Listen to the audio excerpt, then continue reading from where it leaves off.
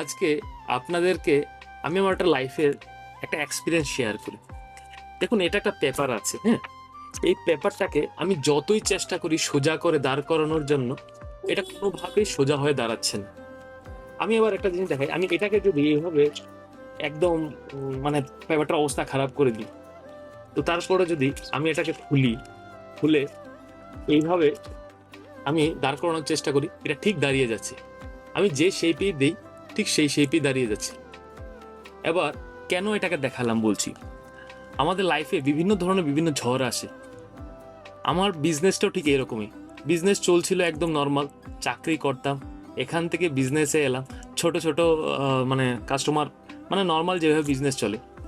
মাঝখানে হলো কি, কেউ না কেউ আমাদেরকে এত পরিমাণ আঘাত দিয়েছে, এতভাবে আমাকে দুমড়ে মুচড়ে দিয়েছে যে আমি এই দুমড়ে মানে এইভাবে করার পরে আমার পুরোটা জিনিস এত পরিমাণ এক্সপিরিয়েন্স হয়েছে যে এখন লাইফে আমি চলতে গেলে ঠিক এই ধরনের সোজা হয়ে থাকি।